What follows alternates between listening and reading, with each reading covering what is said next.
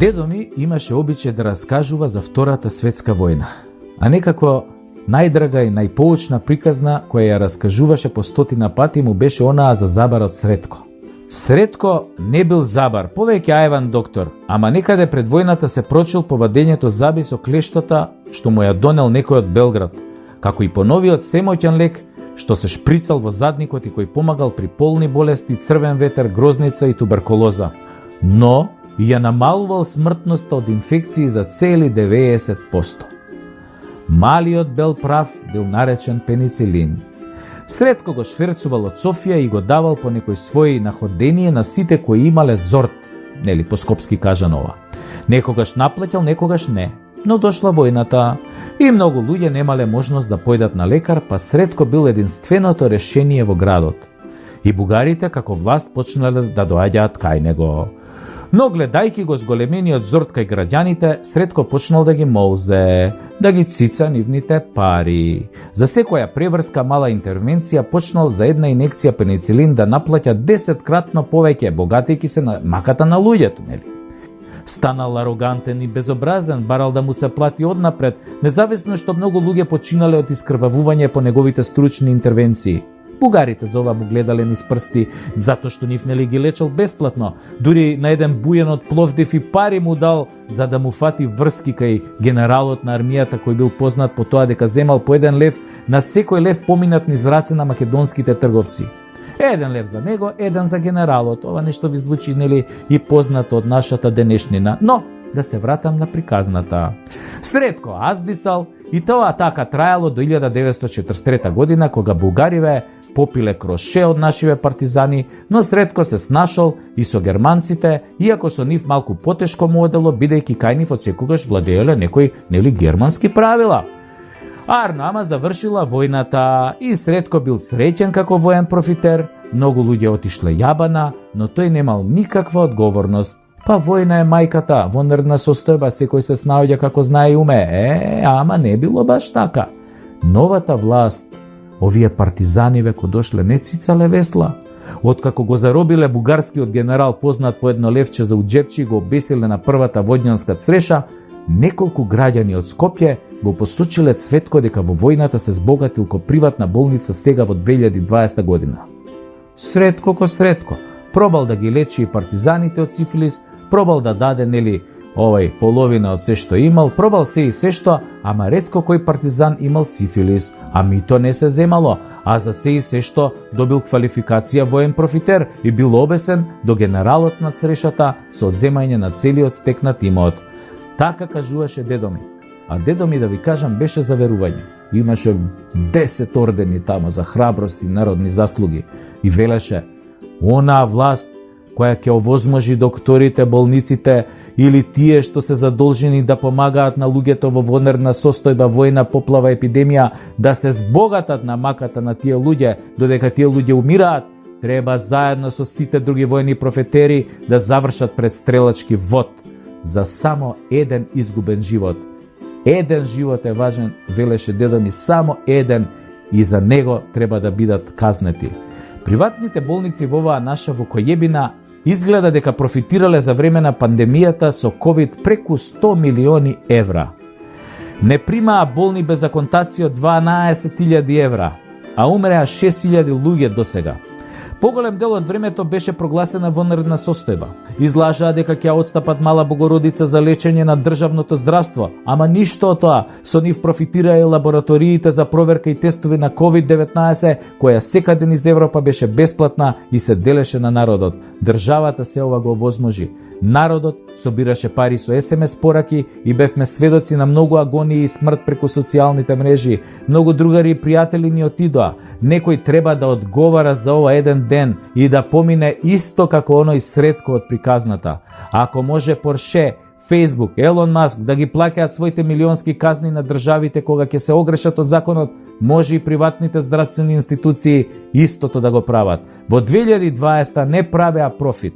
Повеќе тоа беше данок во животи и данок во крв. Така е по сите меѓународни конвенции. Само се чека сега некој друг да повлече некаков потек во врска со ова. Да повлече потек некогаш, било кога, еден ден, некој со срце на партизан. 2 hours later. Корумпиранов, Рекетаров, Диаванта, Уплико, Ташняревич.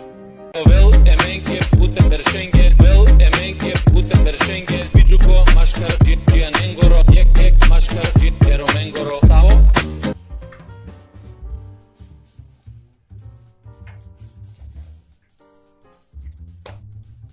Како што гледаш, народе, мене ми е се преку Тасевски. Слаки, машала, машала. Слаки, ти се работи тебе, а? Ти се работи? Па во Република Северна Волкоебина нема кој да работи, Слаки. Имаше право зоќе. Блескаме, Слаки. Kako je lepo biti glup. O, kako je lepo biti glup. Човек на многу работи. Највеќе му ги отвара очите. Ширу му ги отвара, вака ќе го ококори кога си гладен, вака си ококорен, цел си ококорен, гладен, су ми се јаде. Но ми се јаде, ми коркора цевата, ми коркора. Колку напатени луѓе гладни со отворени очи, ококорени ви прозбореа, ви откриваат секој ден, ви се жалат, ви плачат. Ово Северната сакала да се задоволи. Ево, таа држава, Слаки, имало крадачи, криминалци, кои не лежеле затвор. Боже пази, никако бе. Во таа држава, Слаки, се одело во затвор само за украдени 100 кебапи, 10 тегли аева, нели погрешка, нели, ако те намести судија или адвокат. Или може да те намести обвинител, не е проблем. Ама најдобра варијанта е бум-бум, трас-трас, нели. Да те наместат, нели, бум-бум, трас-трас, да те наместат за премиер, обвинител, судија, адвокат, нели. Оти во таа измислена држава од нашава приказна, замислете, шефот на специјалното обвинителство бил во затвор. Бил во затвор, Слаки! Слаки! Слаки, бе! Абе, у затвор бил, бе! У затвор бил, а после у специјално обвинителство, мислам, обвинител. И фаќат српката, бе, како може тоа? Да, бе!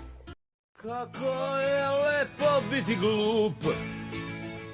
O, kako je lepo biti glup. А во 2001 година, кога купуев моркови и крастајци од Кујтим од Кондово, онде на зелено пазарче, веројатно Бујар купуев и по еден метак за еколозите од Шара на чело со Али Ахмети, а? Менторот твој, бе, Бујарче, а?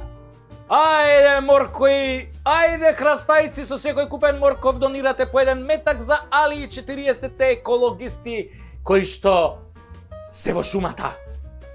Може би денеска го дониравте токму вашиот куршум, а? Што е наменет токму за вас.